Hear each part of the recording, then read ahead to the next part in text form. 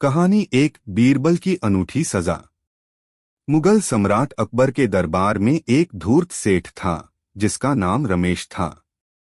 रमेश अपनी चालाकी और चतुराई से लोगों को धोखा देकर अपना व्यापार बढ़ा रहा था। वह एक कुशल व्यापारी था, लेकिन अपनी चालाकी से व्यापार में गलत तरीके से पैसा कमाने लगा। उसने कई छोटे व्यापारियों से उनके हिस्से का मुनाफा हड़प लिया, लेकिन कभी भी कोई उसके खिलाफ ठोस सबूत पेश नहीं कर पाया। इस वजह से अकबर भी उस पर कोई कार्रवाई नहीं कर पा रहे थे। रमेश की धूर्तता इस हद तक बढ़ गई थी कि लोग उसकी शिकायत लेकर अकबर के दरबार में बार बार आने लगे। लेकिन हर बार रमेश अपनी चतुराई से उन शिकायतों को झूठा साबित कर देता और अकबर को अपने पक्ष में कर लेता। इससे लोगों में नाराजगी बढ़ने लगी थी। एक दिन जब एक गरीब व्यापारी ने दरबार में आकर अकबर से इंसाफ की गुहार लगाई, तो अकबर को यह एहसास हुआ कि अब समय आ गया है कि रमेश की असलियत सामने लाई जाए। अकबर ने बीरबल को बुलाया और कहा, बीरबल, मुझे इस रमेश की चालाकी का पर्दाफाश करना है। लोग बार बार उसकी शिकायत कर रहे हैं, लेकिन मेरे पास उसके खिलाफ कोई ठोस सबूत नहीं है। क्या तुम इसका कोई उपाय कर सकते हो? बीरबल ने मुस्कुराते हुए कहा, जहां पनाह, मैं इसका उपाय कर सकता हूं। मुझे एक दिन का समय दीजिए, मैं इस मामले का हल निकाल दूंगा। अगले दिन बीरबल ने दरबार में रमेश को बुलाया और कहा, रमेश जी, आप दरबार के सबसे बड़े और चतुर व्यापारियों में से एक हैं। आज हम आपके व्यापारिक ज्ञान की परीक्षा लेना चाहते हैं। अगर आप सही जवाब देंगे तो आपको दरबार की ओर से एक बड़ा पुरस्कार मिलेगा। रमेश अपनी चतुराई के लिए प्रसिद्ध था, इसलिए उसे यह प्रस्ताव सुनकर खुशी हुई। उसने बीरबल की बात मान ली और परीक्षा देने के लिए तैयार हो गया।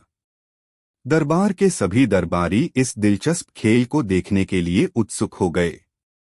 बीरबल ने पहले सवाल में रमेश से पूछा, रमेश जी, मान लीजिए कि आप जंगल में फंस गए हैं और आपके पास एक टोकरी में 5 बिल्लियां हैं। अब आप क्या करेंगे? रमेश ने बिना सोचे समझे कहा, मैं उन बिल्लियों को जंगल में छोड़ दूंगा ताकि मैं आसानी से निकल सकूं। बीरबल मुस्कुराए और बोले, बहुत बढ़िया। अब सोचिए कि अगर वे बिल्लियां जंगल में रहने की आदत नहीं डाल पाईं और वापस आपके पास आ गईं, तो आप क्या करेंगे? रमेश थोड़ा सोचते हुए बोला, अगर वे वापस आ जाएंगी तो मैं उन्हें फिर से जंगल में छोड़ दूंगा। बीरबल ने कहा, तो आप बार बार उन्हें छोड़ते रहेंगे और वे बार बार वापस आती रहेंगी, क्योंकि जंगल उनका स्वाभाविक घर नहीं है। वे आपकी देखभाल की आदी हो चुकी हैं। अब दरबार के सभी लोग रमेश के जवाब पर हंसने लगे, लेकिन रमेश अभी भी अपने जवाब पर अड़ा रहा। तभी बीरबल ने गंभीर होते हुए कहा, रमेश जी, यही बात आपके व्यापार पर भी लागू होती है। आप लोगों को धोखा देकर बार बार बच निकलते हैं, लेकिन एक दिन ऐसा आएगा जब आपकी चालाकी से पर्दा उठ जाएगा और आप पकड़े जाएंगे। आप कितनी भी कोशिश कर लें, लेकिन सत्य को ज्यादा देर तक छुपाया नहीं जा सकता। अकबर ने बीरबल की इस तर्कपूर्ण व्याख्या को ध्यान से सुना और समझ गए कि रमेश वाकई एक धूर्त व्यापारी है। उन्होंने तुरंत आदेश दिया कि रमेश की सभी संपत्तियों की जांच की जाए और जिन व्यापारियों के साथ उसने धांधली की है, उन्हें उनका उचित हिस्सा वापस किया जाए। अकबर ने बीरबल की चतुराई और न्यायप्रियता की प्रशंसा की और कहा, बीरबल, तुमने एक बार फिर से साबित कर दिया कि तुम न केवल चतुर हो बल्कि न्याय के भी सच्चे उपासक हो।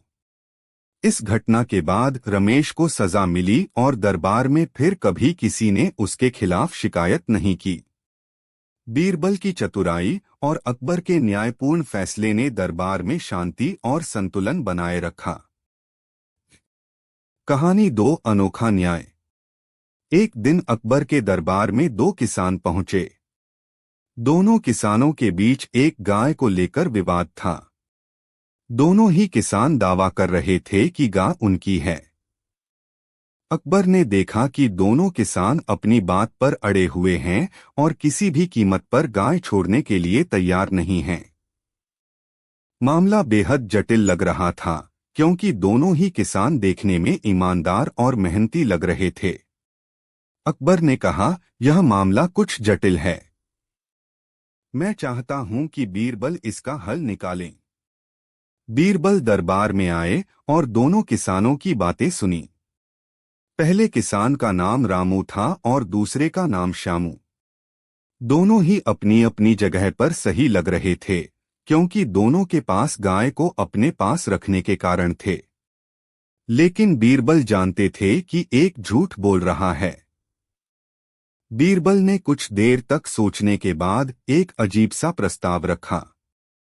उन्होंने कहा, यह गाय बहुत सुंदर है और मैं समझ सकता हूं कि आप दोनों इसे पाना चाहते हैं। लेकिन चूंकि आप दोनों ही इस पर अधिकार जता रहे हैं, इसलिए मैं इसका एक निष्पक्ष हल निकालने का सुझाव देता हूं। हम इस गाय को बीच से काट देते हैं, जिससे दोनों किसानों को आधी आधी गाय मिल जाए। यह सुनते ही रामू खुशी से उछल पड़ा और बोला, बिल्कुल सही। मुझे आधी गाय मिल जाए तो मैं खुश रहूंगा। वहीं श्यामू के चेहरे पर उदासी छा गई। वह गहरी चिंता में पड़ गया और कुछ देर बाद बोला, नहीं महाराज, मैं अपनी गाय को ऐसे मरते हुए नहीं देख सकता। भले ही मैं अपनी गाय को खो दूं, लेकिन मैं उसे मरने नहीं दे सकता। कृपया इसे रामू को दे दीजिए, पर गाय को कोई नुकसान मत पहुंचाइए। बीरबल मुस्कुराए और बोले, जहां पनाह, अब न्याय साफ हो गया है। असली मालिक वही है जो अपने पशु की जान की परवाह करता है। श्यामू इस गाय का असली मालिक है, क्योंकि वह गाय की जान बचाने के लिए अपनी मांग छोड़ने के लिए तैयार हो गया। वहीं रामू केवल गाय के मांस या किसी और स्वार्थ के लिए उसे पाने को तैयार था। अकबर ने तुरंत आदेश दिया कि गाय श्यामू को लौटा दी जाए और रामू को उसकी झूठी गवाही के लिए दंडित किया जाए। रामू को दरबार से बाहर निकाल दिया गया और उसे भविष्य में कभी दरबार में न आने की चेतावनी दी गई। इस घटना के बाद अकबर ने बीरबल की तारीफ करते हुए कहा, बीरबल, तुम्हारी न्यायप्रियता और चतुराई का कोई मुकाबला नहीं है। तुमने एक बार फिर साबित कर दिया कि तुम किसी भी जटिल समस्या का हल निकाल सकते हो। इस प्रकार बीरबल ने अपनी चतुराई और न्याय के बल पर फिर से दरबार में अपनी प्रतिष्ठा को और ऊंचा किया। अकबर का दरबार एक बार फिर से न्याय और बुद्धिमत्ता का प्रतीक बन गया और लोगों में यह संदेश फैल गया कि यहाँ केवल सत्य और न्याय का ही सम्मान होता है। ये दोनों कहानियां बीरबल की अद्वितीय चतुराई और न्यायप्रियता को दर्शाती हैं। बीरबल ने हर बार न केवल अकबर को प्रभावित किया, बल्कि आम लोगों के लिए भी एक मिसाल कायम की कि सच्चाई और चतुराई का संगम हमेशा न्याय की जीत सुनिश्चित करता है। अकबर और बीरबल की कहानियां अपनी चतुराई और ह्यूमर के लिए प्रसिद्ध हैं। अकबर मुगल साम्राज्य के महान सम्राट थे और बीरबल उनके दरबार के सबसे बुद्धिमान और चतुर मंत्री। बीरबल अपनी सूझबूझ और समझदारी से हर समस्या का हल निकालते थे और इसी कारण वह अकबर के प्रिय थे। अब मैं आपको दो अलग अलग मजेदार और अनोखी कहानियां सुनाता हूं, जिन्हें विस्तार से समझाऊंगा ताकि आप पूरी तरह से कहानी में खो जाएं। कहानी एक, बीरबल का न्याय। प्रस्तावना। एक बार की बात है, अकबर के राज्य में एक बड़ा विवाद खड़ा हो गया। एक अमीर व्यापारी ने अपनी संपत्ति के नुकसान के लिए अदालत में मुकदमा दायर किया। मामला इतना जटिल हो गया कि अकबर को बीरबल की सहायता लेनी पड़ी। यह कहानी न्याय और बुद्धिमानी की मिसाल है। कहानी का आरंभ। राजधानी आगरा के मुख्य बाजार में एक अमीर व्यापारी रहता था जिसका नाम हरिदास था। वह अपने व्यापार में बहुत चतुर और सफल था, लेकिन उसकी सफलता के कारण उसके बहुत सारे दुश्मन बन गए थे। एक दिन हरिदास ने देखा कि उसकी दुकान में से कीमती सामान गायब हो गया है। उसने सोचा कि यह किसी ने चोरी कर लिया है और वह तुरंत अकबर के दरबार में जाकर न्याय की गुहार लगाने लगा। अकबर की अदालत में जब हरिदास दरबार में पहुंचा, उसने अकबर को पूरी घटना बताई और कहा कि उसे शक है कि चोरी उसके नौकरों में से किसी ने की है। अकबर ने तुरंत ही बीरबल को बुलाया और इस समस्या का हल ढूंढने को कहा। बीरबल ने नौकरों से पूछताछ की, लेकिन सभी ने चोरी से इनकार किया। अब बीरबल ने अपनी चालाकी का उपयोग करने का निश्चय किया। उसने अकबर से कहा, महाराज, मुझे एक उपाय सूझा है। मैं इस समस्या का हल कल तक निकाल दूंगा। बीरबल की योजना। अगले दिन बीरबल ने सभी नौकरों को दरबार में बुलाया। हर एक नौकर को उसने एक एक लाठी दी और कहा, यह लाठी एक जादुई लाठी है। जिसने चोरी की है, उसकी लाठी कल तक 1 इंच बढ़ जाएगी। नौकरों को यह सुनकर घबराहट होने लगी। अब सबको घर भेज दिया गया और अगले दिन सुबह वापस आने को कहा गया। रात भर नौकरों में बेचैनी रही। चोर नौकर को डर लगने लगा कि अगर उसकी लाठी बढ़ जाएगी तो वह पकड़ा जाएगा। इसलिए उसने अपनी लाठी को काट दिया ताकि वह बाकी नौकरों के लाठियों के बराबर दिखे। न्याय का खुलासा। अगले दिन सभी नौकर दरबार में उपस्थित हुए। बीरबल ने सभी की लाठियां देखीं और जल्दी ही पहचान लिया कि कौन चोर था। उसने हरिदास से कहा, यह व्यक्ति चोर है। बीरबल ने उस नौकर की लाठी की ओर इशारा किया जो वास्तव में कट गई थी। नौकर ने अपराध स्वीकार कर लिया और बीरबल की चतुराई के सामने सबने सर झुका लिया। निष्कर्ष इस तरह बीरबल ने अपनी बुद्धिमत्ता से बिना किसी सबूत के चोरी का मामला सुलझा दिया। अकबर ने बीरबल की तारीफ की और कहा, तुम्हारी बुद्धिमानी की कोई बराबरी नहीं है, बीरबल। कहानी 2 अकबर की चुनौती और बीरबल का उत्तर। प्रस्तावना। अकबर अक्सर बीरबल की बुद्धिमानी की परीक्षा लेने के लिए उसे कठिन प्रश्न पूछते थे। एक दिन अकबर ने बीरबल को एक ऐसी चुनौती दी जिसे सुनकर दरबार के सभी मंत्री परेशान हो गए, लेकिन बीरबल ने अपनी चतुराई से उसका जवाब दिया। कहानी का आरंभ। अकबर हमेशा चाहते थे कि उनके दरबार में सिर्फ बुद्धिमान लोग ही रहें। इसलिए वह अक्सर अपने मंत्रियों से ऐसे सवाल पूछते जो साधारण लोग हल नहीं कर सकते थे। एक दिन उन्होंने दरबारियों से पूछा, हमारे राज्य में सबसे महत्वपूर्ण चीज क्या है?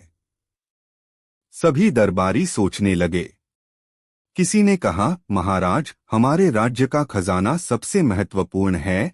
तो किसी ने कहा, राजा की सेना सबसे महत्वपूर्ण है।